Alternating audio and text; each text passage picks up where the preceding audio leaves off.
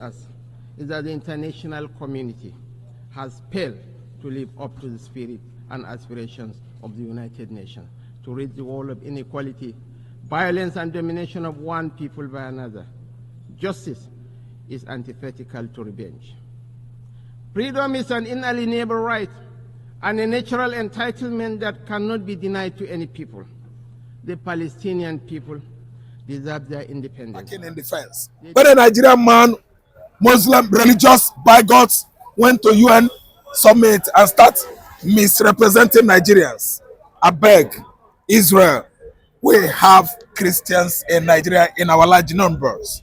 We don't support any invasion by Hamas in the villages, in the district, on the mainland of Israel, whereby they killed toddlers, 8-year-old frying the baby on frying pan, begin to kill daughters of Zion, Novik music celebrants were killed from France, from America, from Britain, all over the world, from Europe. They were all shot to death by Palestinians. I am an Igbo man, I'm a Biafran. I did not support that killing on 7th October. What IDF is doing currently is a welcome, situation. Is a welcome reason. I think by mere reasoning like that, they are turning their back on what? Animals. Animal activities going on by Hamas. Hamas are what? Murderers. They murdered Israel. Israel is now beginning to react. The whole world is not happy. Come what may, no matter what the United Nations, League of Nations in the world is doing about Israel, I don't care. I'm in support of Israel. If Shttima likes, he will support Iran. He will support Hamas. That is for him. He is entitled to his opinion. I am Ralph Tresvant. I'm entitled to my opinion. Willy nilly and what? Period. Thank you very much, Mr. Raphael, for that submission. Thank you very much. Shttima took his Islamic baggage. He used it. He entered the Nigerian presidential jet that our taxpayers' money was used for to buy, to carry his religious bigotry into the United Nations, to tell them that Nigeria is supporting Palestine freedom. Meanwhile, those you share the same historical relationship with, you are not defending their own freedom. Shttima is not defending the freedom of his own fellow African brothers. Shttima was not the United Nations to defend the Biafrans. He wasn't there to talk about the Sudanese freedom, but he took himself, all because of religious bigotry, into United Nations, seeking for what? When we say that Nigeria has been Islamized, when we say that Nigeria is on the agenda of Usman Dan Fodio, when we say that Nigeria will, in less than 30 years, become a Islam majority state, people say we are exaggerating. That declaration of support for Palestine is more than enough to scatter this country if the Christians are serious people. We are in serious economic challenges, economic turmoil in Nigeria. Instead of you, as a Shttima, to talk about how the United Nations can help us fight the Islamic jihadists, how they can help us fight the instant insecurity that is religiously fueled. You went there before world leaders saying that Nigeria is in support of Palestine. Nigeria is a secular state, and secular states do not take any religious stand. In the comment section of Shttima, when you go there, as I'm posting now, all those that are supporting Shttima, supporting Palestine, are Muslims. Most of them have Muslim names, and that's why I'm deriving that they are mostly Muslims. Now, the case is, Nigeria will never be Islamized. Nigeria can never be a Muslim majority state. And Nigerians, myself, I am not standing for Palestine, neither is my family standing for Palestine. I am not standing for Israel, and I'm not standing for Israel. I would rather stand for an economic freedom for my own Western region. I would rather support the Afghan agenda. If they want to go, they go. If they want to stand as a region, they stand. I would rather stand for Somalia. I would rather stand for Sudan. What is my business with Palestine? This is the issues we have in the Nigerian politics, whereby our leaders have misplaced priorities. They go out there doing eye service, showcasing their religious jingoism. If you remember, Shttima was the first person that said that the Sultan of Sokoto is untouchable, when the state governor of Sokoto called Sultan of Sokoto for question over some inflammatory statements he issued, I think some months ago. We must understand that the Christians must not be subdued by this new administration of Muslims, and this is one of the consequences of voting Muslim tickets.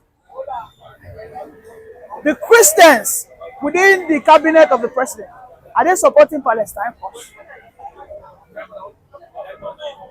When I say that the Nigerian military system has been totally Islamized, some years ago I said this. I said that if the Sultan of Sokoto issues a statement towards the Nigerian army, I can categorically tell you that some considerable amount of Islamic soldiers will hit to that call of Sultan of Sokoto.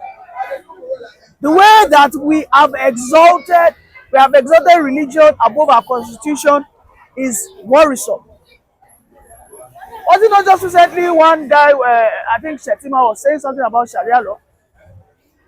Was saying that their agenda, I think Yerima or whatever, I don't know, maybe it's Yerima or the former governor of Zamfara. They were saying that Nigeria,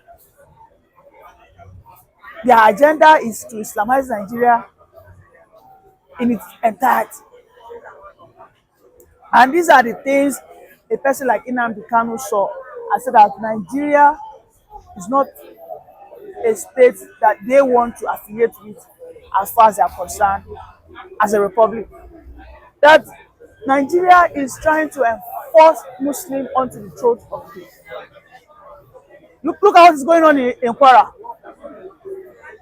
In Kwara State, the invaders who took over the Yoruba land there, the Fulani, have now restricted traditional worshippers, which are called the Isheshe, to practice their religion openly.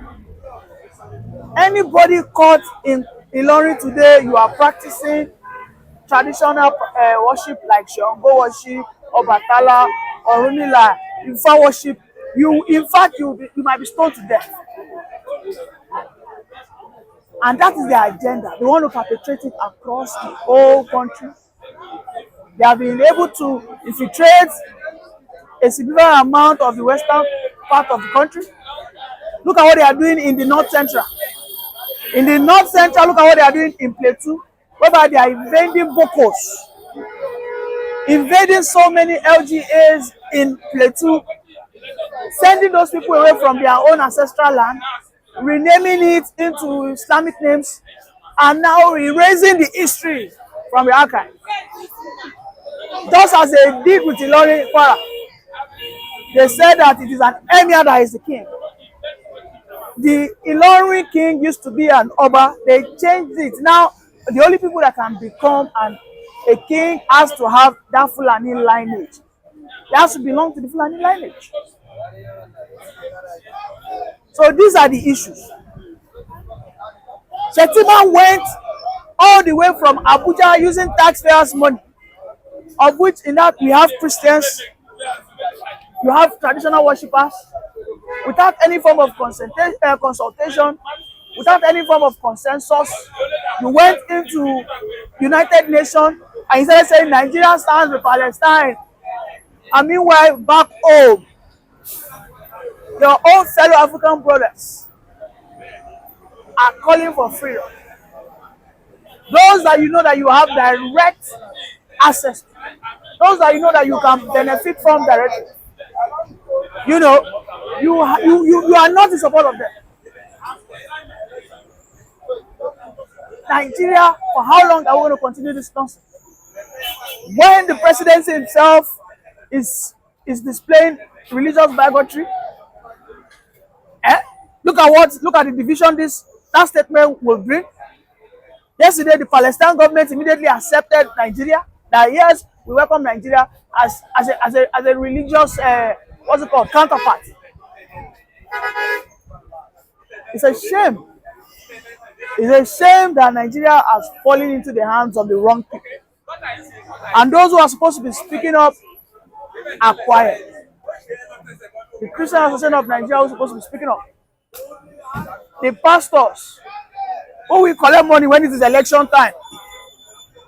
Those pastors that will collect money when it is campaign time, speaking for the president. Instead of them to speak up now because their own religious freedom is being threatened, they are quiet. And these are the tools, these are the weapons that they're using to divide us, to keep us impoverished, to keep us in this very bad state as a country. Shttima went to the United Nations, he's seeking for debt relief. Thank God the United Nations did not listen to them, because the United Nations understand that they will not be prudent. And Nigerians are saying no to that. We don't want debt relief. Because if you do, before you know it, they'll start buying private mansion, they start buying private jets, start doing all manner of things, all manner of expenses that does not trickle down to the common man. It's a shame that we have these people as our leaders. If you're just joining, please kindly click on the like, subscribe, and share button. Bye for now.